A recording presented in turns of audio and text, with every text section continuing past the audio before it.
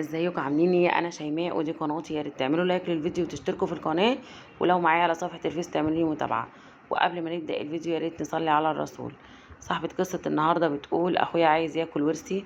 بصراحه قصتها غريبه جدا وصعبه قوي، والله يكون في عونها بجد. يعني قست كتير وعانت كتير من اخواتها، بس يعني عايزه اقول لاخوها الدنيا مش مستاهله والله. بتقول أن الحكاية بدأت من يوم ما بابا قرر إن هو يقسم الورث علينا كلنا، وقال كل واحد هياخد ايه نصيبه على حياة عينه. فأخويا الكبير اعترض وقال له لا طبعا مفيش حاجة زي كده هتحصل. قال له ليه يا ابني؟ قال له كده عشان ده في شغل وأوراق وبتاع والدنيا. المهم إن هو قلب له الدنيا فوق بعضها لأن هو كان ماسك كل حاجة.